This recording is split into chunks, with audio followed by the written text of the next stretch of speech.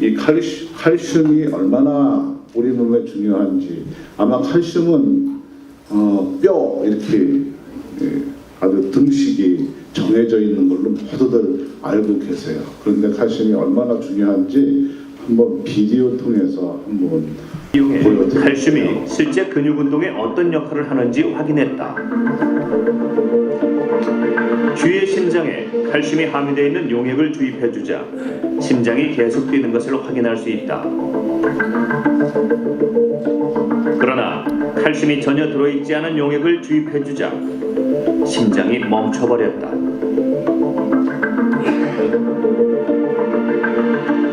전자현미경을 통해 심근육 세포를 확대해보면 그 움직임이 더 명확해진다. 칼슘 용액이 주입될 때의 세포는 활발하게 수축 이완 운동을 하지만 칼슘이 없는 용액에서는 세포가 움직이지 않았다. 우리 몸에 있는 근육들이 수축하기 위해서는 먼저 전기적인 신호가 와야 되는데 그 전기적 신호가 전달되는 과정에서 세포 내에 칼슘이 올라가면서 수축 단백들의 운동을 가능하게 해줍니다. 우리 몸의 심장은 단 1초도 쉬지 않고 끊임없이 수축 이완 운동을 해서 생명 활동을 유지한다. 이때 심장이 수축 이완 운동을 할 수 있게 촉매 역할을 하는 것이 칼슘이다. 혈액 속에 들어있는 칼슘이 심근육 세포로 들어가면 수축 작용이 일어나고 칼슘이 세포 밖으로 나가면 이완 작용을 한다. 만약 세포 속에 칼슘이 공급되지 않는다면 근육 운동은 더 이상 일어나지 않는다. 심장이 멈춰버리는 것이다. 보셨죠? 이 칼슘은 단지 뼈만이 아니에요. 심장을 저렇게 움직여주는 역할을 해요. 칼슘이 없으면 심장이 안 움직여요. 심장에 부정맥이 오는 이유도 가장 큰 원인이 칼슘이에요. 손발이 저리죠. 손발이 차죠. 칼슘이 부족하게 되면 손발이 차지고 저림이 와요. 운동선수들, 수영선수들 가끔 쥐나는 경우가 있어요. 갑자기 근육 운동을 해서 그 근육 내에 칼슘이 제대로 움직이지 못하면 확 수축한 위에 이완이 안 돼요. 그게 쥐나는 거죠. 칼슘 때문에 그래요. 칼슘은 단지 심장 근육만 움직이는 것이 아니라 더 중요한 역할들을 해요. 심장 근육 움직이는 거 정말 중요하죠. 하지만 우리 인체 모든 세포들은 다시 태어나고 다시 죽곤 하죠. 다시 태어날 때 예전에 있던 그 유전자 DNA가 갖고 있는 정보가 새로운 유전자가 탄생할 때, 복제될 때 칼슘이 부족하게 되면 거기에 있는 정보가 새로운 세포에 온전히 전달되지가 않아요. 그렇기 때문에 그 세포는 죽지 못하고 변이가 되는 거죠. 우리 몸에는 항상 그 변이된 세포들이 에브리데이 생성돼요. 5,000개든 10,000개든 20,000개든 생성돼요. 하지만 건강할 때는 그 변이된 그런 세포들을 다 킬러 세포가, 면역 세포들이 다 제거합니다. 그런데 칼슘 레벨이 더 떨어지게 되면 그 변이된 세포들은 더 많아지죠. 5만 개, 10만 개, 20만 개 더 많아지죠. 그러면 우리 면역 세포들이 다 제거하지를 못해요. 그렇게 해서 생성되는 것이 암이에요. 그러니까 돌연변이 된 세포들이죠. 그 돌연변이 된 세포는 우리 몸을 다 먹어치울 때까지 끝까지 살아요. 그러니까 브레이크가 없어요. 가운데 사진을 보면 화장실에 쓰러져 있어요. 항암 치료 하면 그 부작용으로 인해서 저런 일이 일어나죠. 수많은 약들, 수많은 주사들을 사용하고 있어요. 그 암세포를 죽이기 위해서, 돌연변이 된 그 암을 죽이기 위해서. 하지만 지금까지 100여 년 이상 항암제가 개발되고 또 FDA에서 승인받아서 사용되었어도 어느 것 하나 제대로 암을 죽이는 그런 항암제는 없어요. 대부분 FDA에서 항암제 등록할 때 그 암의 20에서 30%요 정도만 효과가 나타나도 항암제로 등록을 해줘요. 그런데 우리가 암이 왜 걸릴까? 암이 왜 걸릴까요? 가장 원인이 스트레스예요. 우리 칼슘이 없으면 그런 장기 운동도 겉모양의 이런 운동도 부족하지만요. 이 내장 기관의 그 자율신경 운동은 더 부족하게 돼요. 우리는 그냥 먹지만 고기나 뭐 이런 것들을 많이 먹지만 우리가 어떻게 할 수 있는 방법은 아무것도 없어요. 위에서 자율적으로 소장, 대장 이런 데서 다 자율적으로 소화시키고 배설시키는 거죠. 그게 다 다른 많은 바이타민이나 미네랄도 있지만 칼슘이 가장 중요한 역할을 해요. 너무너무 중요해서 뼈에다가 세이빙해 놓는 거예요. 우리가 엄마 뱃속에 있었을 때 태아 때 생긴 그 뼈는 7년 후에 바뀌어요. 1년에 15%까지 칼슘이 뼈가 바뀌는데 일생에서 5번 정도 뼈가 바뀌어요. 35살까지요. 그러니까 그 뼈 밀도가 이렇게 올라갈 때는 성장기에는 정말 그 건강하게 섭식 생활도 잘하고 운동도 잘해야 돼요. 35, 40 정도부터 되면 그때부터는 칼슘이 뼈에 들어가지를 못해요. 칼슘이 뼈에 들어가지 못하니까 뼈에서 칼슘을 뺏게 되죠.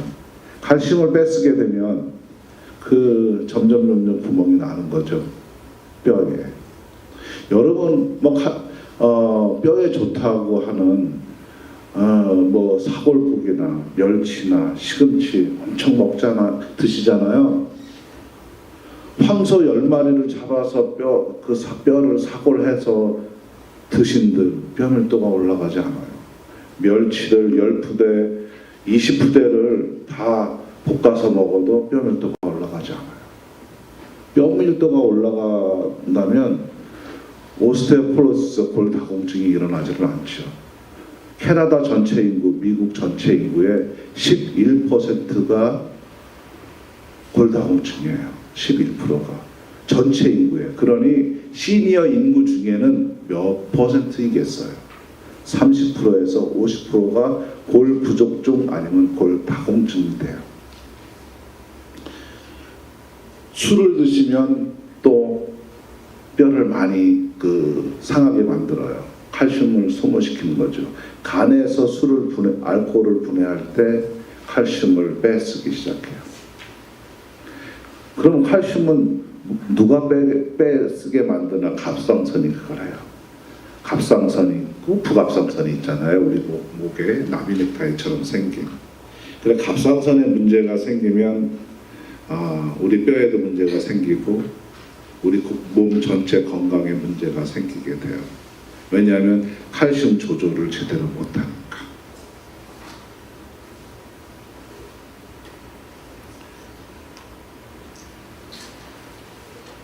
제가 그래서 그런데도 불구하고 칼슘 보충제를 많이 드시잖아요. 아마 집집마다 식탁 위에 칼슘 보충제 한두 병씩 없는 집은 거의 없을 거예요. 그리고 여성분들은 보면 폐경기 지나면 또 칼슘 보충제 항상 의사들이 복용하라고 그렇게 하죠. 그런데 그거는 바이타민 D가 있어야만 칼슘이 흡수가 되는데 어떻게 그렇게 흡수가 돼도 왜 뼈는 움직일지 모를까, 점점 사라질까, 걷기에 대해서 설명 한번 드릴게요.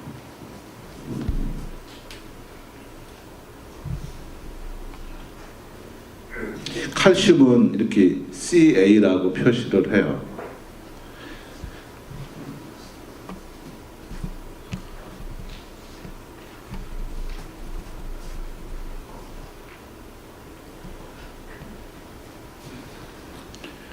저 같은 경우는 82kg 되거든요. 그러면 피를 다 빼면요, 500, 그러니까 한 5리터 정도가 돼요. 피를 다 빼면. 그러면 혈액 안에 5리터가 제가 있어요. 제 체중에, 물론 체중이 낮으면 조금씩 작아지죠. 5리터 안에 이 칼슘이 얼마나 들어있을까요? 5리터 안에. 우리가 칼슘 이제 이렇게 복용할 때 보면 500mg, 1000mg 그렇게 있어요. 타블렛이. 그런데 이 5리터 안에는 칼슘이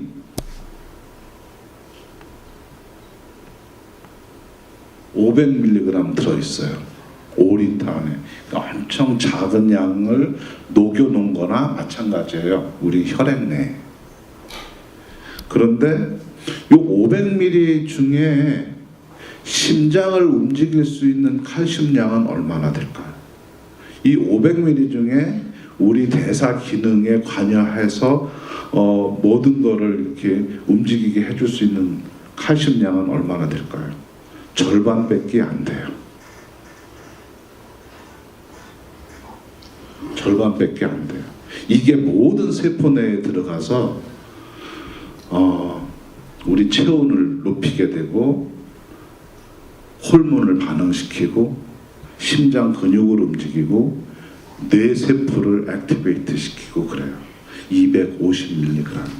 엄청 작은 양이에요. 그런데 이 250mg은 항상 일정하게 해놔요. 그거 일정하게 하게 하는 기관은 타이로이드가 그거를 해요. 타이로이드는 두 가지가 있어요. 타이로이드 있고 파라타이로이드가 있어요. 갑상선, 부갑상선이 있어요. 그 갑상선, 부갑상선은 어떤 역할을 하느냐면 거기에 호르몬이 나와요. 요 뼈에는 블라스트, 오스테오클라스트라는 두 가지의 세포가 있는데 한국말로는 조골세포라고 그래요. 뼈를 만드는 세포가 있어요. 하나는 파골세포가 있어요. 갑상선은 조골세포를 액티베이트 시키고요. 부갑상선은 파골세포를 액티베이트 시켜요. 그래서 우리 몸에 250mg이 보다 낮아지면 파골세포가 파라타이로이드가 액티베이트 돼서 파골세포를 액티베이트 시켜서 칼슘을 뺐어요. 그러니까 우리가 지금 이렇게 움직이고 있는 거예요. 아침을 안 드신 분들도 오늘 아침에 아침 건너뛰신 분도 지금 이렇게 움직일 수 있는 거는 파골세포가 작동을 하고서 뼈에서 칼슘을 뺏고 있기 때문에 움직이실 수 있는 거예요. 만약에 점심 때도 점심을 또 바빠서 건너뛰잖아요. 그래도 파라타이로이드가 액티베이트 릴리즈하는 호르몬에 의해서 파골세포가 일을 해가지고 칼슘을 뺐어요. 이해하시죠? 그런데 갑상선 기능 저하증이 있는 분은 그 일을 못해요. 그래서 닥터들이 작은 알약을 하나씩 이렇게 먹게 하죠. 그게 파골세포를 액티베이트 시켜서 칼슘을 뺏게 해서 우리 몸을 이렇게 움직일 수 있는 거예요. 그런데 오후 4시, 5시 되면 그 기능이 떨어져서요. 다 써먹어서 아주 그냥 쓰러질 듯이 누울 자리만 보이게 되는 거죠. 그러니까 적당하게 운동을 해야 돼요. 적절하게 노동을 적절하게 해야 되죠. 갑상선 기능 저하증 있는 분들은.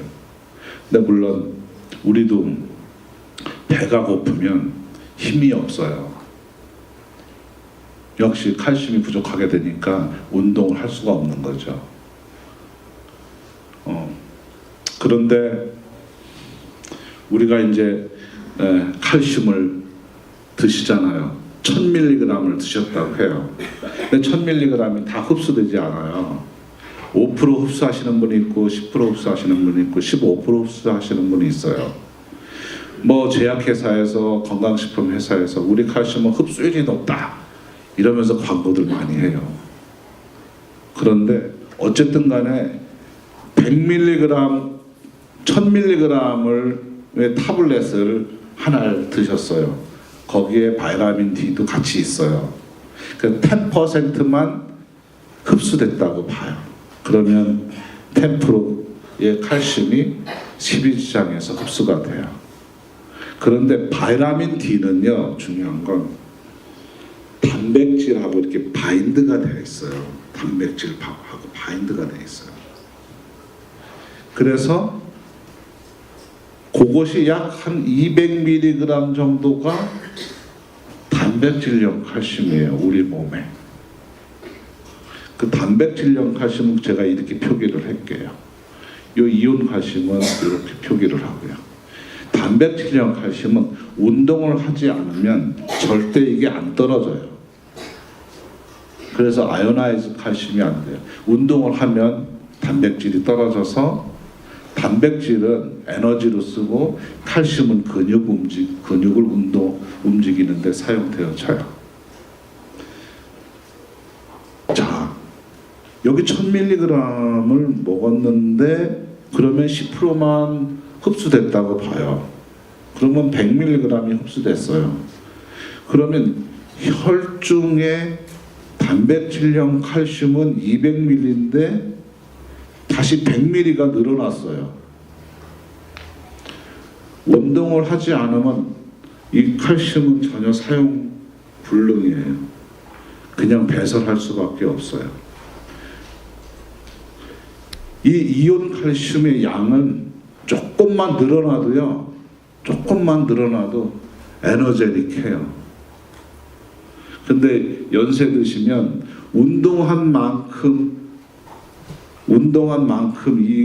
이 칼슘을 소모하니까 적어도 뼈에서는 안 뺐어요. 적어도. 그러니까 연세 드신 다음부터는 잘 섭식하시고 칼슘을 운동을 잘 하시면 최소한은 뼈에서 뺏으지는 않아요. 근데 이제 막 뭐 제대로 그렇게 생활하시는 분이 그렇게 많지 않잖아요. 또 금식도 또 하시고, 그러니까 뼈에서 뺐어요. 어쨌든 그래서 이제 뭐 이래저래 어떤 40살이 넘으면 이렇게 뼈가 점점 약해지는데 여성분들은 50 정도 되면 다 폐경이 되잖아요. 폐경이 되면 에스트로겐 호르몬이 낮아져요. 그러면 그때서부터는 1년에 약 3%씩 뼈가 줄어들기 시작해요. 아마 여기 계신 분도 키가 줄어들으신 분들도 많이 계실 거예요. 뼈가 3%씩 줄어들어요. 그러면 닥터한테 가면 뭐라고 그러냐면 골다공증이라고 약 먹어야 된다고 그래요. 지금까지 수많은 골다공증 약 치료제들이 많이 나와 있어요. 그 치료제는 몇 가지가 있는데 그 중에서 비스포스포네이트 계열, 뭐 액티놀이라든가 뭐 여러 가지 로스트롤레이트라든가 여러 가지 많거든요. 그거는 어떤 작용을 하느냐면 이 파골 세포를 꼼짝 못하게 만드는 역할을 해요. 움직이지 못하게 뼈에서 칼슘이 못 빠져나오게 만들어요. 그래서 뼈를 유지를 시키는 거죠. 모든 골다공증 치료제는 뼈 밀도를 올리는 것이 아니라 뼈 밀도를 유지시키는 데 목표로 해요. 그러니까 그렇지만 지금까지는 그 방법밖에는 없었어요. 그래서 이제 그걸 드시다가 한참 드시면 뼈를 코팅을 하니까 뼈가 딱딱해져요. 그래서 넘어지면 부러지는 게 아니라 부서져요. 그런 분들 너무너무 많아요. 아주 그냥 부서져요. 그래서 지금은 이제 양식 있는 의사들은 아예 그 처방도 안 해요. 그냥 섭식 잘 하시고 운동도 좀 하시고 그러라고 그래요. 뼈는 이 뼈에는 세로뼈가 있고 가로뼈가 있어요. 세로뼈가 있고 가로뼈가 있어요. 근데 우리 몸은 걸어 다녀야 되니까 그거를 알고요. 부갑상선 호르몬이 가로뼈만 빼내요. 먼저 연세 드신 분은 거의 가로뼈들이 거의 없어요. 세로뼈들은 그나마 남아 있어요. 그런데 이렇게 비틀쳐서 넘어지면 톡 부러져요. 그냥 가로뼈가 없으니까. 그래서 골절을 많이 일으키죠.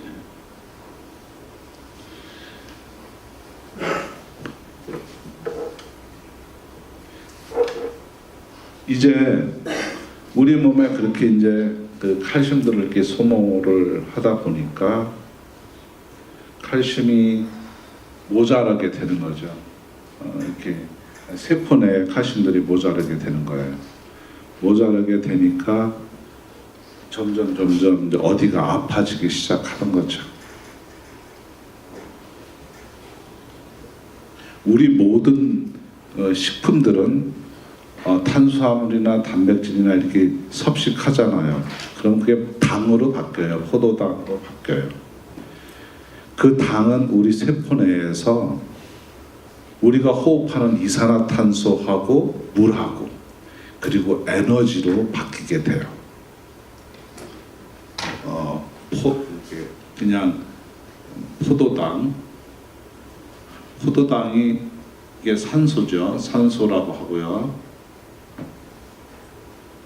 포도당이 산소하고 세포 내에서 결합을 하면 이 이산화탄소가 나와요. 그 다음에 물이 나와요. 그 다음에 에너지가 나와요. 그런데 산소가 부족하게 되면 이 작용이 안 돼요. 산소가 부족한 거는 칼슘이 떨어져서 그래요. 칼슘이 떨어지면 산소가 부족해져요. 암 환자분들은 정상인에 비해서 3분의 1 산소 공급량이 3분의 1밖에 안 돼요. 그러다 보니까 에너지가 많이 없어져서 체온이 낮아지는 거죠. 암 환자분들은 대부분 체온이 36도 이하예요.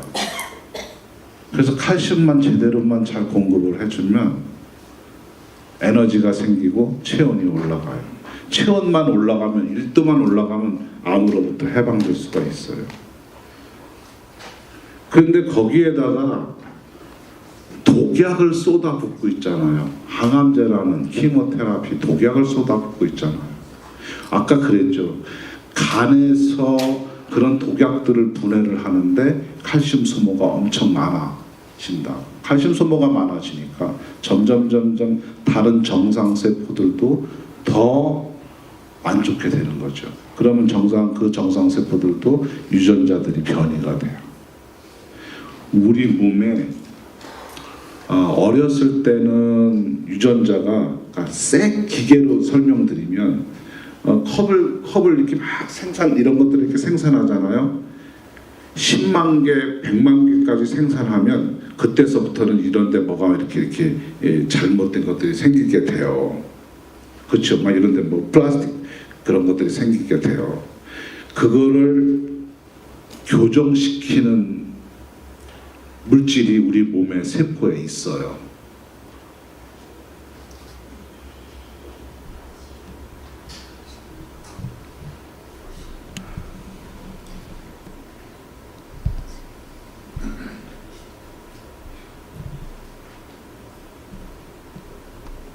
그게 P53이라는 단백질이에요.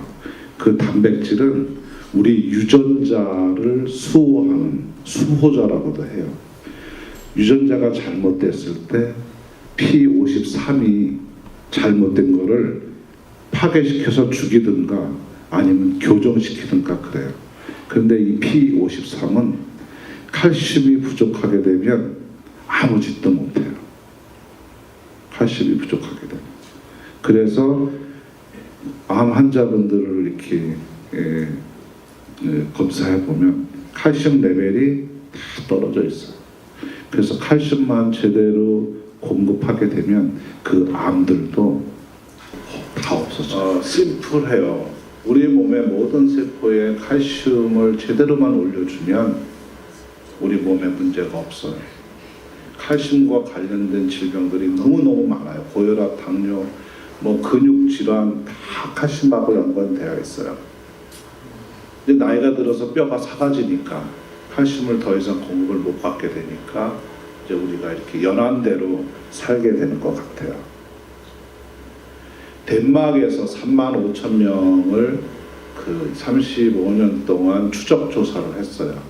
여자 17,000명, 남자 13,000명인가 이렇게 추적 조사를 했어요. 50대의 뼈가 건강한 분하고 건강하지 않은 분하고 추적 조사를 했는데요. 평균 건강한 분이 11년 6개월을 더 사신 거예요. 암 환자분들을 뼈 밀도 검사를 하면 암 환자분들은 뼈 밀도가 다 나빠요. 암 세포에는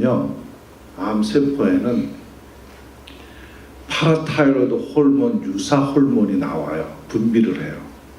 요 놈이 부갑상선 호르몬하고 똑같은 작용을 해서 뼈에서 칼슘을 막 쏟아내게 만들어요. 여러분 공동묘지에 예전에 한국에서 보면 공동묘지 보면 파란 불꽃 일군 했죠.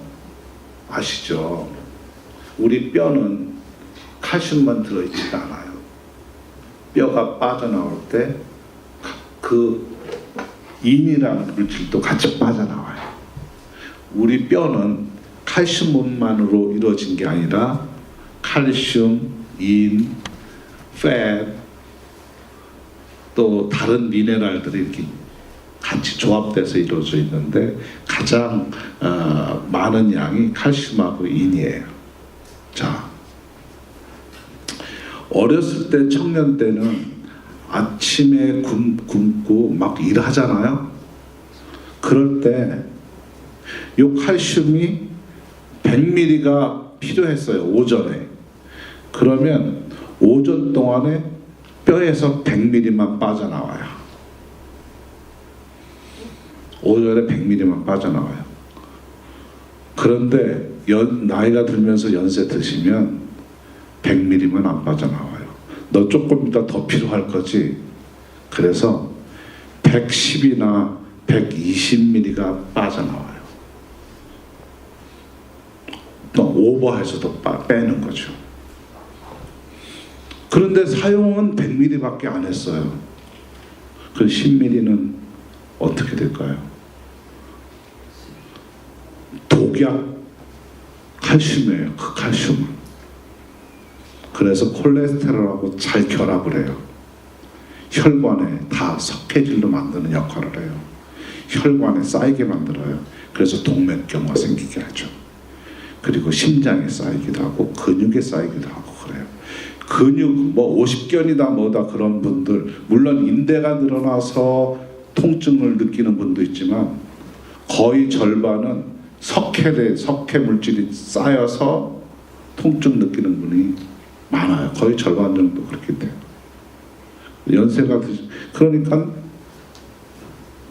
굶으면 안 된다는 거죠. 먹기만 하면 그래도 오전에 움직일 때 사용되어지는 그 칼슘은 뼈에서 빼쓰지 않는데 만약에 공급이 안 되면 뼈에서 뺐을 수밖에 없잖아요. 근데 뼈에서 그 양만 빼면 되는데 그 양을 못 빼고 오히려 무뎌지면서 더 많은 양들을 빼게 돼요.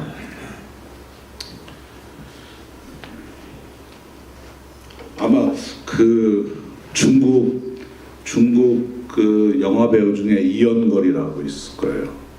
이연걸 씨가 갑상선 항진증을 앓고 있어요. 우리가 보통 뭐 한두 시간 운동하잖아요. 그럴 경우에는 큰 문제가 없어요. 그런데 한두 시간 운동을 하는 것이 아니라 3시간, 4시간, 5시간씩 이렇게 운동을 과하게 하게 되면 아침, 점심에 먹은 칼슘을 다 소모하고 나머지 뼈에서 뺏쓰게 되는데 갑상선 기능이 터져버려요. 갑상선 기능이 터지면요, 뼈에서 주체 없이 칼슘이 쏟아져 나와요. 이연결 씨가 갑상선 항진증으로 60, 70대 노인으로 바뀌었어요. 그 사진이 어디 있을 텐데 인터넷에. 의사가 5명이 붙어 있어요. 그거 해결하려고. 해결할 수가 없어요. 암 환자분들 서울의 서울대 병원이나 삼성병원이나 캐나다는 그나마 그래도 다행이에요. 국가에서 다 해주니까.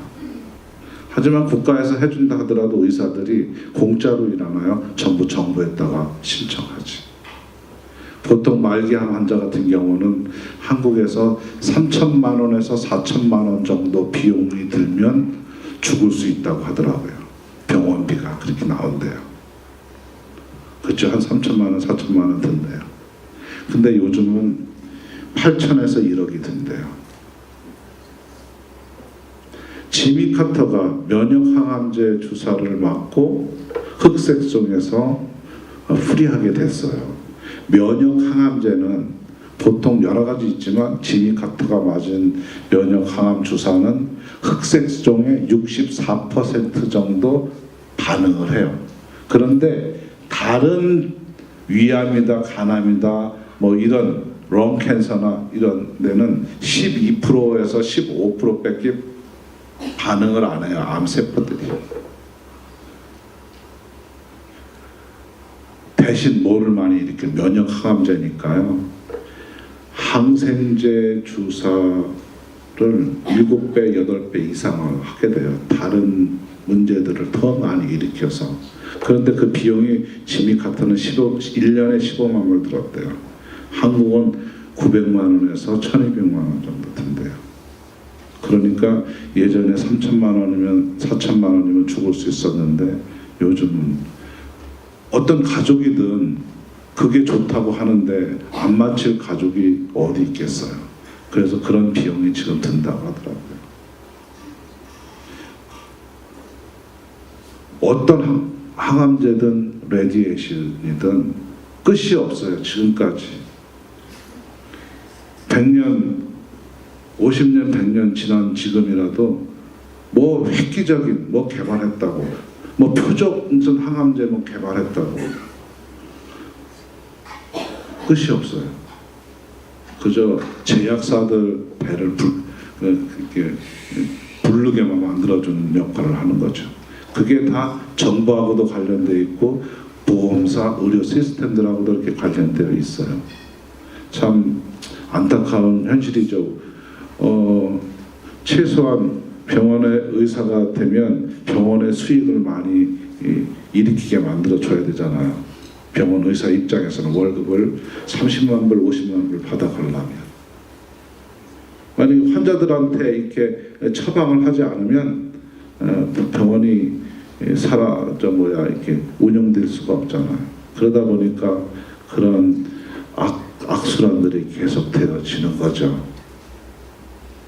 그래서 암세포는 브레이크가 없는데 그 암세포를 스탑시킬 수 있는 방법은 제가 여태까지 연구한 바로는 칼슘이면 거의 다 스탑된다는 거죠.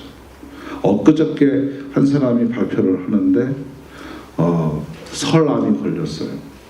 그래서 한번 임상을 해본다고. 설암은 보통 고통을 수반하고 말기에는 임파선을 타고 폐까지 들어가요. 그리고선 사망하죠. 근데 칼슘을 주입을 하니까 한 달 만에 다 네거티브로 바뀐 거예요. 다시 스탑시키니까 다시 임파선까지 내려가는 거예요. 그래서 이 칼슘이 모든 세포 내 칼슘의 레벨을 올려주면 건강을 제대로 찾을 수 있겠다. 그래서 뼈의 건강이 정말 우리 전체의 삶의 90% 이상 그 건강을 책임지는 게 칼슘이 아닌가 그렇게 판단을 해요, 제가. 그래서 칼슘만 제대로만 섭취하면 건강에 아주 연안까지 사실 수 있지, 그 전에 힘들지 않게 사실 수 있지 않겠나 하는 생각을 또 해봐요.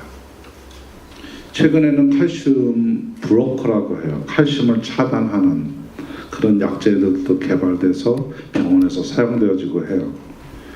우리가 이렇게 딱 때려서 아픔을 느끼는 것도 신경 전달이 되기 때문에 아픔을 느끼는 거예요. 뇌에서. 그것도 칼슘이에요. 칼슘이 없으면 아픔을 못 느껴요. 그래서 칼슘 브로커, 그러니까 칼슘 브로커를 주사하면 칼슘이 차단되기 때문에 수술할 때 안 아프게 마취 효과를 나타내는 거죠. 그래서 그 신경 전달도 칼슘이 해요. 근육의 신경 전달도 마찬가지죠. 칼슘이에요. 근육 저림이라든가 근육의 힘이 빠지는 거, 루게릭이라든가 또 MS, 멀티플 실러로스, 근육 경화증, 서양 사람들한테 많이 나타나요. 칼슘이 근육 내에 부족하게 되면 그런 근육이 경직되고 섬유화되고 하는 그런 그 질병들을 앓게 돼요.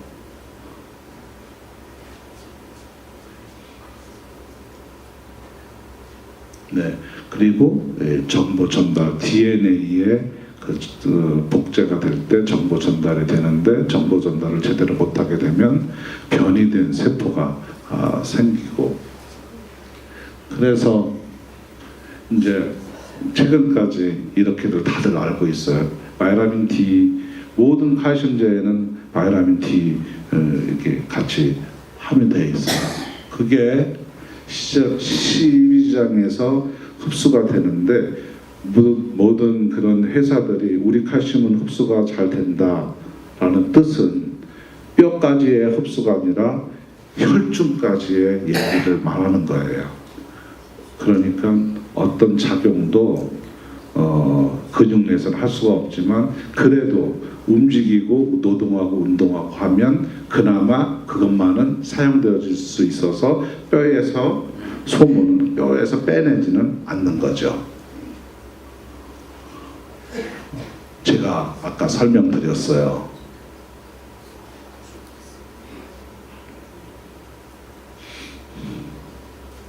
암덩어리가 있으면요, 그 암덩어리의 암세포는 한 종류가 아니에요. 한 종류면요, 항암제 하나 제대로 개발해서 그 종류에 딱 맞게 표적적으로 해서 그 암세포를 죽일 수가 있어요. 그런데 그 미국 암학회에서 발표한 거에 의하면 유방암 한 군데만 해도 수십만 가지의 암세포가 종류가 다르게 있어요. 그래서 항암제를 집어넣으면요, 싹 오므라드는 놈도 있고 숨는 놈도 있고 별의별 놈들이 다 있어요. 얻어맞고 바로 죽어 나자빠지는 놈도 있고 그래요. 자, 저 덩어리, 파란색 안에 저 덩어리 안에 수많은 암세포들이 있는데 보통 아까 그랬죠.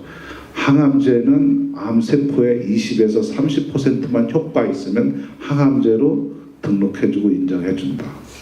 20% 가지고 안 되니까 항암제를 3가지, 4가지, 5가지, 6가지 믹스업을 해요. 믹스업을 해서 여기다가 주사해요. 먹는 항암제도 있지만 주사해요. 어떤 놈이 맞든 맞아서 죽으라고요. 그래서 저 안에 빨간 놈이 한 80%가 없어졌어요. 그러면 의사들은 그래요. 럭키하다고, 이 항암제가 잘 맞는다고 그래요. 그래서 그 항암 스케줄은 보통 6번을 해요. 그리고 또 다른 항암제를 할 때 그 항암제로 12번을 하는데 그 6번에서 항암제가 제대로 잘 안 들으면 다른 항암제로 바꾸죠. 그 밴쿠버에서 대장암 말기에 저를 찾아온 분이 있었어요. 저하고 같은 나이였죠. 한 7, 8년 전에요. 대장암으로. 그래서 제가 그랬죠. 한번 트라이 해보겠냐고. 그래서 제가 이제 그때는 뭐 처음 개발 단계였었고 임상 단계였었으니까 드렸어요. 2시간 동안 키모를 받고요. 병원을 걸어 나간 사람은 여태까지 못 봤다고 oncologist가 그러더래요. 어떻게 그렇게 쌩쌩하게 돌아다닐 수가 있냐고. 뭐 도대체 뭐 먹느냐고. 정말 건강하게 키모를 받고 있었어요. 저는 6번만 받고 받지 말라고 그랬죠. 그런데 이제 이것도 믿고 싶고 저것도 믿고 싶고 하니까 의사 말을 믿고 12번 이상을 받게 됐어요. 그분이 어떻게 돌아가시게 됐냐면 암 때문에 돌아가시지 않았어요. 항암제 때문에 돌아가셨어요. 항암제를 투여를 하면 우리 몸 안에 있는 점막이란 점막은 싹 없애버려요. 그래서 위점막, 장 점막을 다 없애버려요. 장이 하늘하늘하게 얇아져요. 콩국수에 들어있는 오이, 오이 썰은 재채기 하면서 그 오이가 장을 뚫은 거예요. 그래서 장천공으로 그래서 사망했어요. 그러니까 암으로 죽은 게 아니라 항암제로 죽은 거예요. 대부분 암 환자분들은 암으로 돌아가시는 게 아니라 항암제로 돌아가세요. 항암제로 더 빨리 돌아가세요. 암은 그냥 저렇게 동그랗게 있지를 않아요. 개처럼 다리를 뻗어 있어요. 수술을 한다 하더라도 다 뻗어 있는 게 어디까지 뻗어 있는지 다 도려낼 수가 없어요. 수술한 다음에 방법은 키모하는 거예요. 다시 나머지 죽이는 거죠.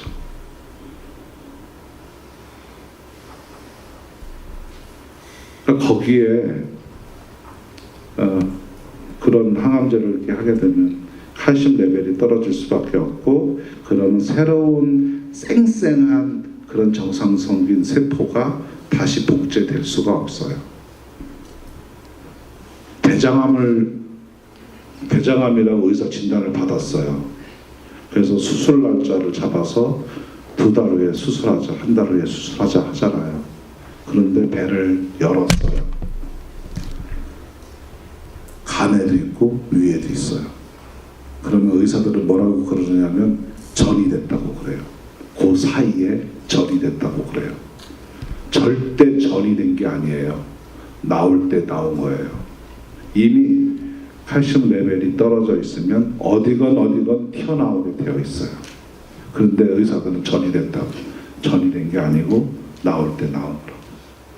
늦게 좀 나온 거라고.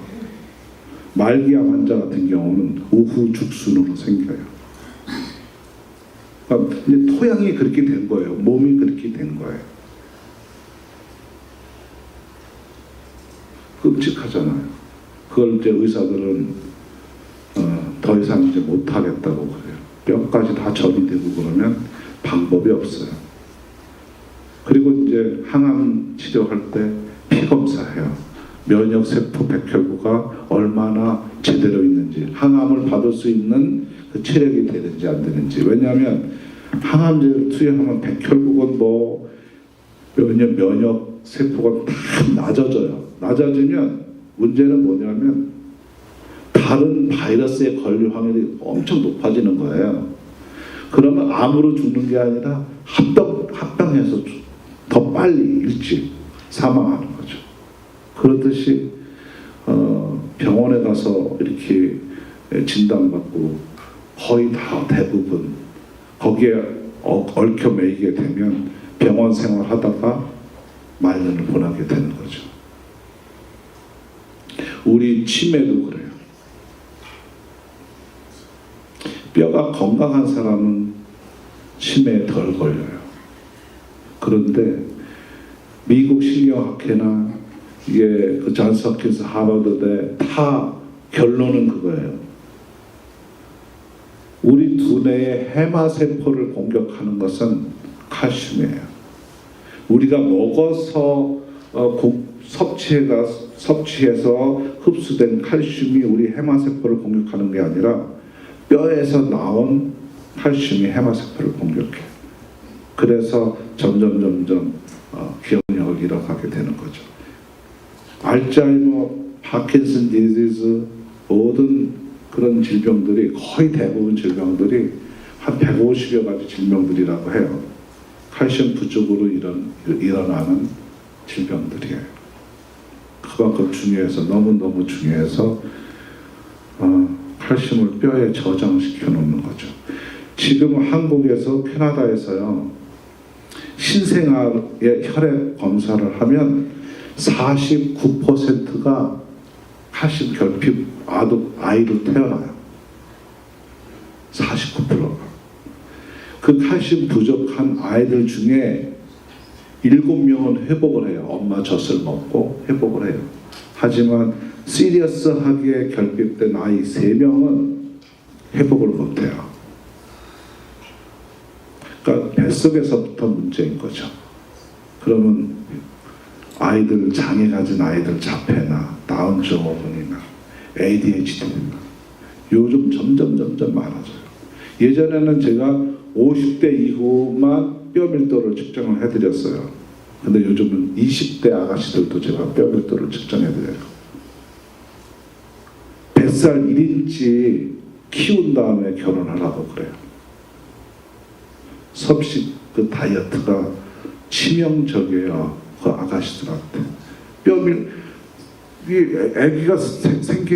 아기가 생기면 그 뼈를 만들어야 되잖아요. 오케이. 뼈를 둘 때 쳐요. 뇌세포를 만들어야 되잖아요. 뇌세포의 DNA가 계속 멀티플리케이션이 돼야 되잖아요. 아까 뭐라고 그랬어요? 멀티플리케이션 제대로 되려면 칼슘 레벨이 올라가 있어야 돼요. 정상이어야 돼요. 그 내려가면 멀티플리케이션이 디핏 잘못되는 거죠. 결함이 생기는 거죠. 그러면 어쩔 수 없이 멘탈 프로블럼 있는 아이가 생길 수밖에 없어요. 엄청 중요해요. 임신 중에 약을 먹는 거는, 임신 중에 약을 먹는 거는 태아한테도 문제가 있지만 그게 칼슘 소모를 엄청나게 많이 시켜요. 그런 약들이. 불임 부부도 많잖아요. 남자들의 정자를 둘러싸고 있는 정액 내에 칼슘 레벨이 떨어져 있으면 정자가 남자를 찾아가지를 못해요. 그건 이미 학회에 이미 알려진 바예요. 칼슘이 남자가 어디 있는지 알려줘요. 정자 머리에. GPS 기능을 해요. 너무너무 중요해요. 그건 남자들, 여자들만의 문제, 불임은 옛날에 여자분들이 문제가 있다고 막 그랬지만 요즘은 남자들한테 엄청 문제가 많아요. 대한민국 국군 사병을 1등병, 2등병을 10여 년 전에 보건부에서 정자 수를 측정해 본 적이 있었어요. 남자는 한번 사정을 하면 1억에서 2억의 정자가 나와요. 한번 사정할 때. 요즘은요, 요즘 젊은 사람들은 3천만 마리밖에 안 돼요. 그러니까 차병원이나 이런 데서 그 3천만 마리를 몇 번 모아요. 몇 번 모아요. 1억 5천만 마리 모아서 인구 수정하잖아요. 그 지경이 됐어요. 다른 것들도, 다른 영양소, 바이타민, 미네랄 이런 것들도 아주 중요하지만 칼슘은 너무 중요하니까 하나님이 우리는 전부 다 뼈에서 태어난 거나 마찬가지잖아요. 이불을 그 갈비뼈로 만들었으니까 칼슘이 거의 90%를 차지해요. 우리 몸 안에 쉬운 6가지 정도 되는 미네랄이 있어요. 쉬운 6가지요. 의학적으로, 과학적으로 지금 밝혀진 미네랄은 10여 가지밖에 안 돼요. 철분, 아연, 크롬, 마그네슘, 칼슘 한 10여 가지밖에 안 돼요. 나머지는 무슨 일을, 어떤 작용을 우리 몸에서 하는지 몰라요. 하지만 우리 몸에 그만큼의 미네랄 종류들이 있어요. 근데 신기한 거는 화강암이 진토돼서 나온 진흙 안에 미네랄 성분이 쉬운 6가지 정도 된다는 거예요.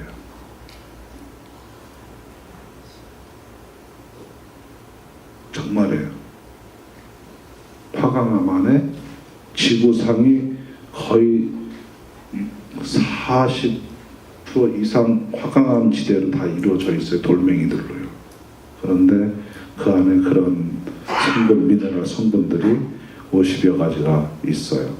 제일 많은 곳은 어디냐면 이렇게 바닷물은 한 60여 가지가 돼요.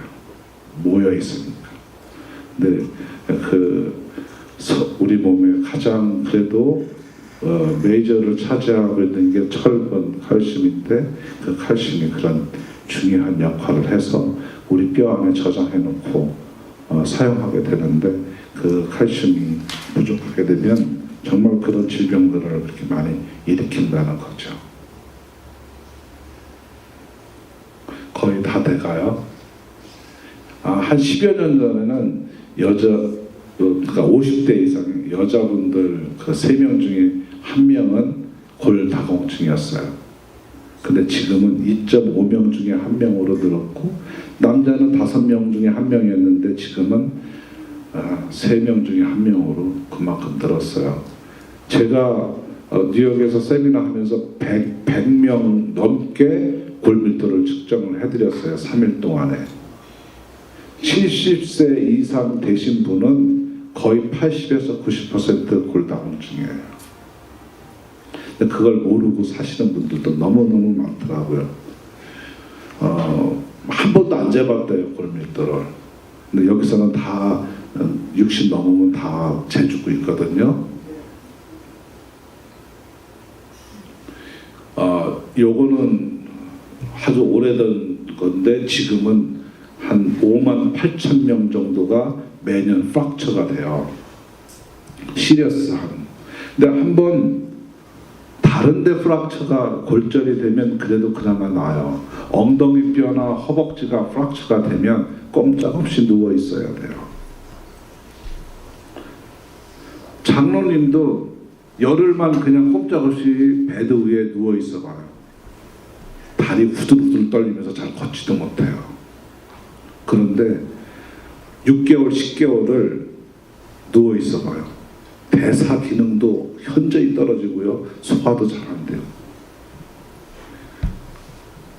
1년 내에 사망할 확률이요. 남자 같은 경우는 7, 80%가 돼요. 아마 아실 거예요. 골절되면 1년 내에 돌아가시는 분들 많이 있다는 거. 충분히 더 사실 수도 있는데. 캐나다는 널싱홈에 할머니들 많이 있잖아요. 침대 다 없앴어요. 매트리스만 놓고 주무세요. 그런데 매트리스 위에 이렇게 걸터 앉아 있다가 어떻게 엉덩방아 쳤는데 엉덩이 뼈가 다 부러졌어요. 그 비용이 캐나다에서 연간 58억 불을 사용을 하고 있어요. 미국은 그거의 10배예요. 점점 많아져요. 예전에는 골다공증이라는 말이 별로 없었어요. 왜냐하면 골다공증은 60이 넘어서부터 생기기 시작하니까요. 그래서 많지 않았었잖아요. 거의 다 60 전에 돌아가시고 한갑 지나면 그리고서 얼마 있다 돌아가시고 그러니까 골다공증이라는 말이 없었죠. 근데 지금은 80, 90까지도 사시잖아요, 건강하게. 근데 이제 막 구멍이 벙벙벙벙 뚫리니까 아이고 이거 큰일 났다. 이제 의학계에서 이 방법을 강구해야겠다. 그래서 골다공증 치료제도 개발되고 했는데 최근에 그런 개발된 그런 골다공증 치료제들이 뼈 밀도를 올리는 치료제는 없다는 거죠. 아마 의사 선생님들 얘기 들어보고 뼈 밀도 올리는 약이 있냐고 물으시면 없다고, 그저 유지하는 거라고, 유지만 돼도 참 럭키한 거라고 그런 대답을 들으실 거예요.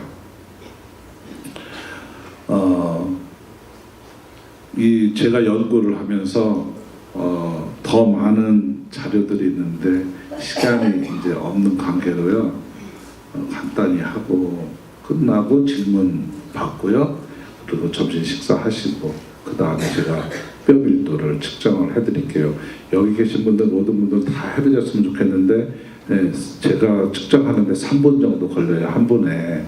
근데 적은 인원이면 제가 상담도 해드리면서 이렇게 하곤 하거든요. 또 시리어스하게 몸이 많이 안 좋은 분들 이렇게 상담해드리고 어떻게 하시라고 상담해드리면 5분, 6분 막 이렇게 걸려요. 그러면 다른 분들 또 라인업이 되니까 가급적이면 3분에서 3분 30초 내에 한 번 제가 이렇게 다 골밀도 측정해드리고요.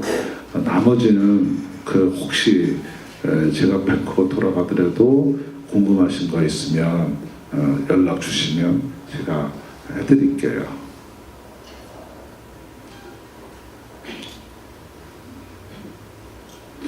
제가 연구하는 칼슘에 관련된 거라 어려운 일이라 이거는 그냥 넘어갈게요. 골밀도 측정은 두 가지 방법이 있어요. 병원에서 하는 거는 엑스레이로 해요. 그 허리하고 대퇴부를 해요.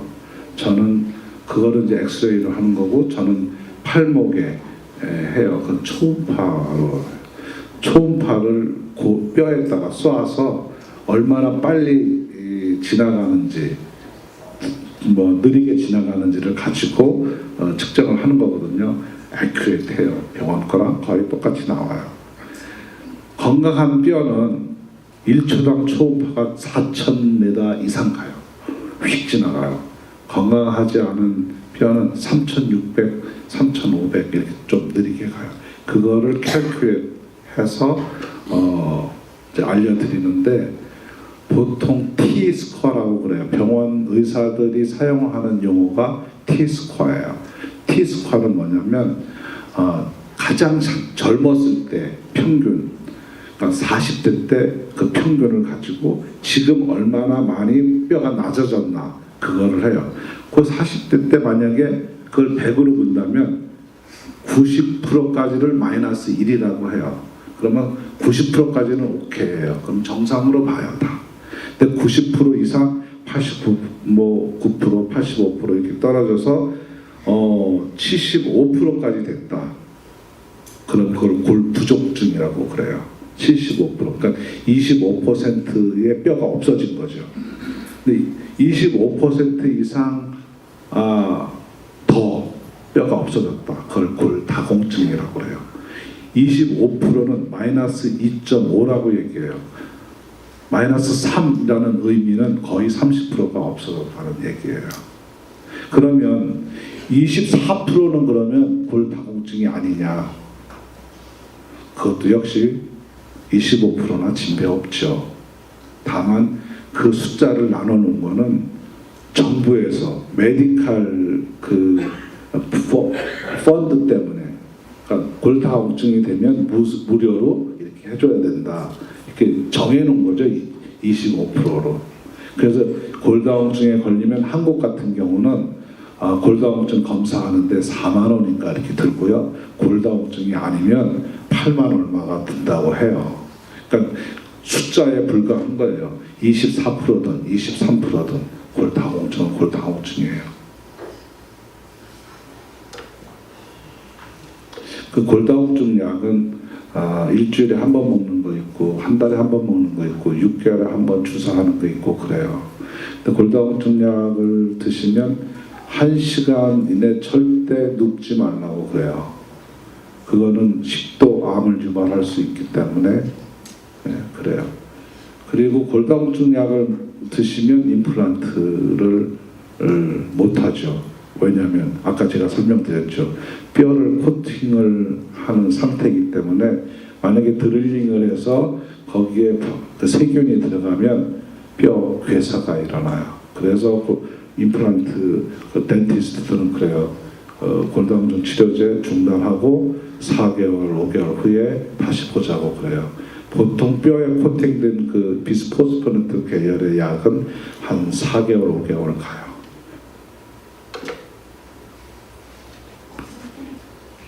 그래서 제가 들고 다니면서 체크업 해드리는 게 이거예요. 이제 이렇게 드시게 하니까 뼈 밀도가 점점 올라가는데 1, 2년 내에 올라가는 게 아니라 몇 개월 새에 정상을 회복해요.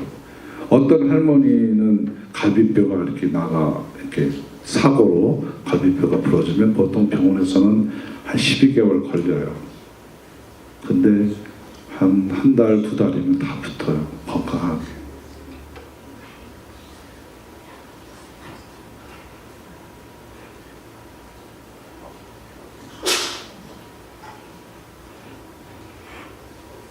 그래서 뼈가 건강해지니까 그래서 이제 암 환자분들은 제가 저는 이제 케미스트예요. 그 MD가 아니고. 그래서 암 환자들 보면 뼈 밀도가 이렇게 내려가니까 제가 그냥 오시라고 그래요. 뼈 밀도 한번 측정해보자고. 그래서 처방을 하고 3개월 후에 뼈 밀도를 측정을 해봐요. 그래서 뼈가 내려가다가 스탑되면 암 세포도 스탑된 거예요. 다시 뼈 밀도가 올라가면 그때부터는 이겨내고 있는 거죠.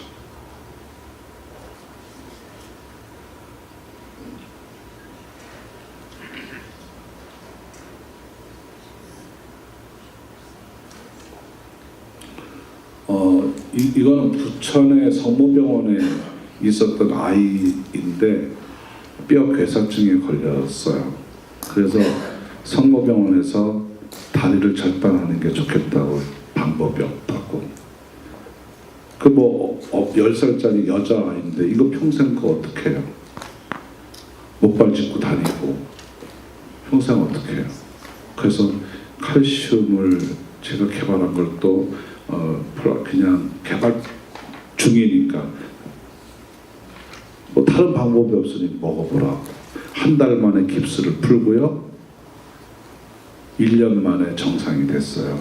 그러니까 뼈의 메타볼리즘이 칼슘하고 얼마나 중요한지, 칼슘이 공급되면 성장하는 그 뼈에도 저런 현상들을 막을 수가 있는 거죠. 그러니까 우리가 루케미아, 백혈병 같은 경우도 마찬가지예요. 골수에서 백혈구를 생산해요. 골수에서.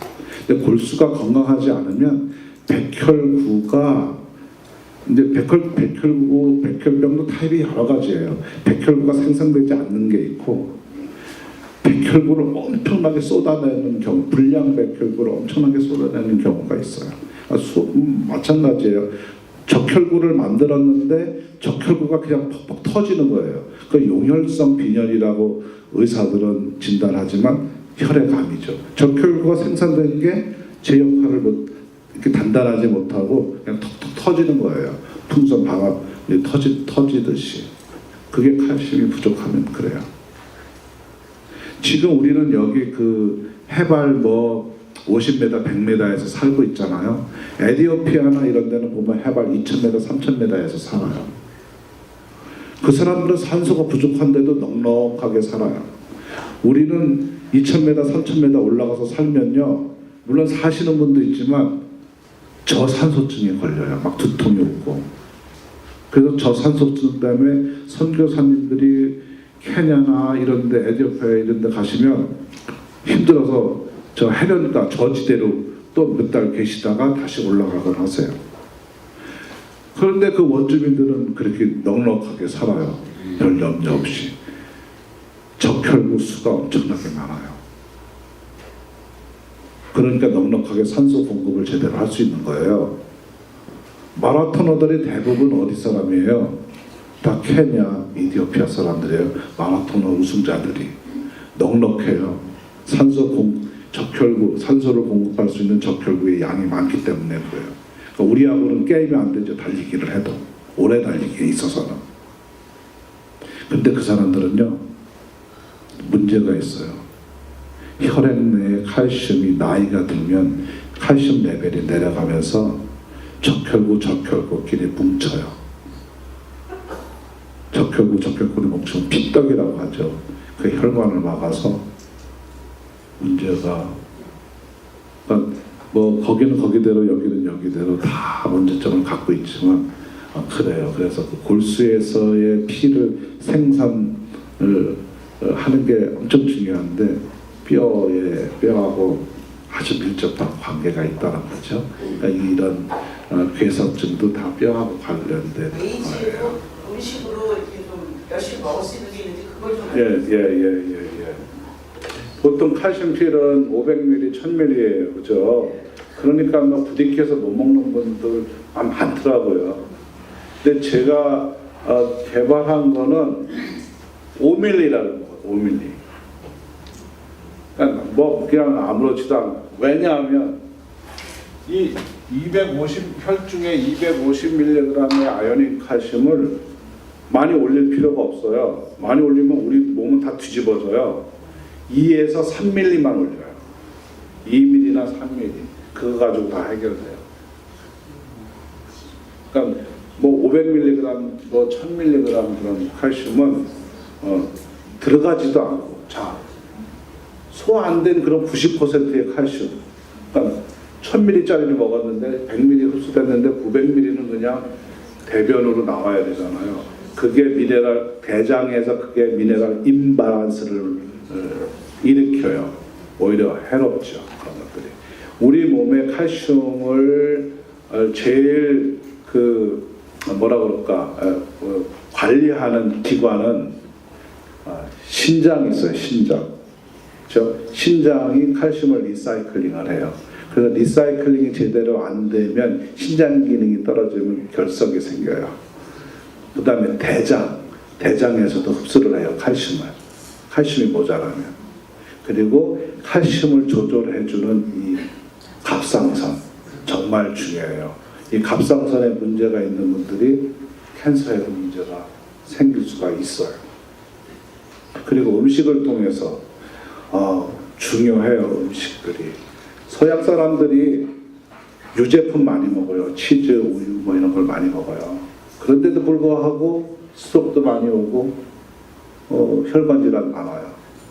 많이 먹으면 뭐예요? 뼛속에 안 들어가고 오히려 많은 것이 혈관벽에 쌓이는데 적절하게 먹어야 되죠. 자, 나이 드시면 멸치나 이런 것들이 동물성에 있는 그런 칼슘들이 좋냐? 동물성 단백질을 분해하기 위해서는 칼슘이 필요해요. 오히려. 그러니까 동물성 단백질보다는 식물성 단백질에 칼슘 들어있는 것이 유효한데, 이 서양 레스토랑에 가면 샐러드를 시키면 시금치가 그렇게 나와요. 그렇죠? 근데 시금치는 삶아야만 칼슘을 우리가 몸에 흡수할 수 있어요. 삶지 않으면, 시금치 삶지 않으면 옥살레이트이 돼서 오히려 칼슘을 우리 몸에서 빼내요. 그러니까 시금치는 꼭 데쳐 드셔야 되고, 그 다음에 한 가지 더, 우유 있잖아요. 우유는 누가 먹으라고 생산한 거예요?